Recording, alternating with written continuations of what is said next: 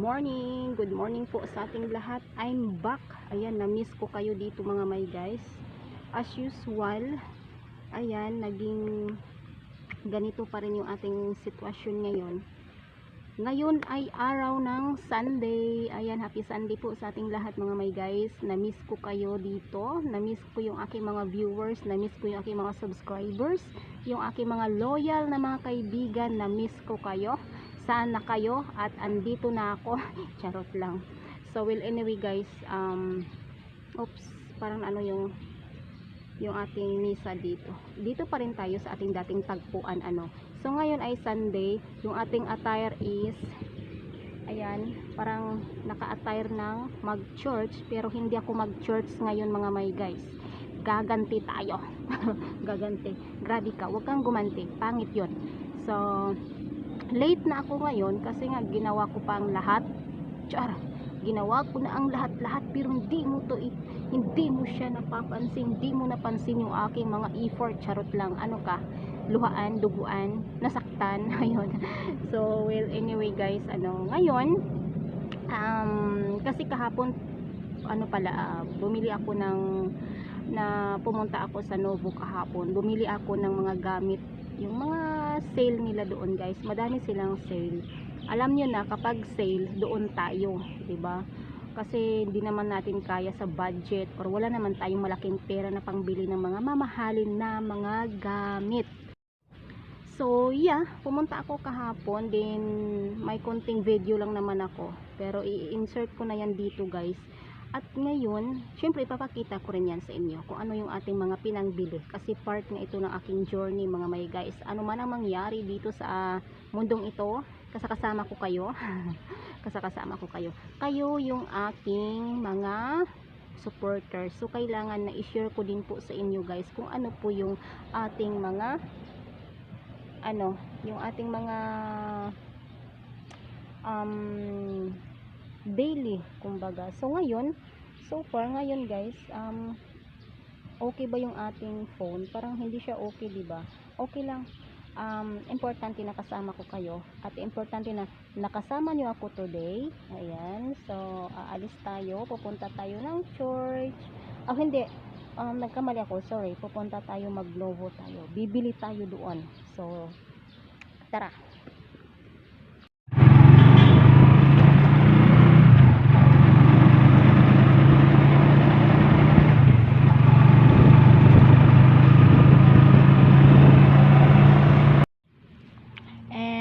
Yes guys, dumating na tayo.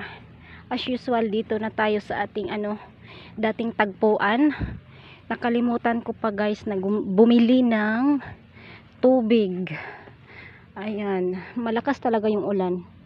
Ayan yung tubig diyan, tubig. Pag malakas ang ulan dito guys, kahit isang oras lang nagbabaha na yan dito na area, diyan na area. Mainit. Upo tayo dito guys.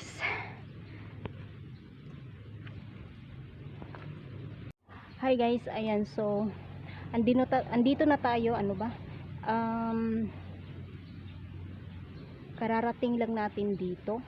Ayan, parang napaos ako, parang wala akong lakas, parang wala akong boses, masakit yung dito ko, lalamunan. Kalimutan kong bumili ng tubig kanina doon sa labas. So dito na tayo sa loob. Yan atong background ngayon. Ando naman sa kabila yung bahay natin. So dito muna tayo, pahinga-hinga ng konti. Then nakalimutan kong bumili ng tubig, pero yung sugar, ito yung nabili ko. Kasi kanina bago ako nag-alis, nagluto na ako ng adobong manok para sa lunch namin ngayon mga may guys. So hindi ako naka-skip kasi kanina guys, alam nyo ba kung sinali ko na sa vlog ko dito yung kanina, yung nangyari, talagang matawa kayo. Talagang guys, napaka God is good all the time. Bakit? Sabi ko kanina sa driver doon sa labas ng gate, sabi ko, kuya, sa Novo, kasi yun ang gusto ko, sa Novo, mamimili tayo. Alam nyo ba guys kung saan niya ako dinala at bakit alam ng driver na doon ako sa 4 Square nag-church? Doon niya ako binaba niya ako doon sa church na yon, sa 4 Square Church. So sabi ko, hala, sabi ko, Lord, sabi ko, talagang napakabuti mo, Lord, kasi talagang hindi tayo maka-escape kay Lord. Truly, hindi ko mai-express. Kanina tawang-tawa ko sa sarili ko. Wala, sabi ko Novo yung sinabi ko. Bakit dito ako sa church na na binaba ng driver? Then yun, pinag-pray ko rin yung driver. Sabi ko, Lord, salamat sa buhay ng driver na yun. Kasi kung hindi dahil sa kanya, wala ako dito. 'Di ba? Kasi ang gusto ko talaga mga may guys na mapupunta ko ng Novo kasi pauwi na tayo, palapit na tayo na uuwi. Ayan, tinanggal ko yung ating sign glass. Ayan. So, gaya ng sinabi ko sa inyo mga may guys na pasalamat ako sa driver na yon kasi parang basta guys, hindi ko maintindihan kung ano yung ibig sabihin nun. Kasi ang linaw na sinabi ko sa kanya na sa Novo ako. Then, walang kaalam-alam yung driver na yung religion ko is 4 square. Hindi niya yun alam guys. Hindi ko talaga sinabi sa kanya na kuya, sa 4 square wala. Hindi ko sinabi. Ang hindi ko lang talaga pinagtaka, sabi ko, Lord, ano ba talaga yung purpose mo sa buhay ko? Parang nag-question, hindi naman nag-question ako kay Lord. Sinabi ko lang na, Lord, kung ano yung purpose mo, kung ano yung layunin mo sa buhay ko, kung ano yung gusto mo sa buhay ko, yun ang masusunod, Lord. Sabi ko nang ganun kasi like I said earlier na magno-Novo ako, bibili ako ng iba kong mga gamit kasi pauwi na nga tayo, 'di ba? Lubos-lubosin din natin na bumili dito sa Manila kasi mura lang naman. Laking tuwa ko talaga. Lord, thank you. Thank you for this day. Salamat talaga, Lord. Siguro may something na mangyayari kapag ituloy ko na pupunta sa Novo, or hindi ko mag-gets. Pero yung karamdaman ko guys, napakasaya, napakagaan na nakapag-church tayo, 'di ba? So, ba kayo diyan guys? Naranasan niyo ba ng ganun? Na instead nagagala kayo, mag-church muna kayo. Ngayon parang aksidente na parang aksidente.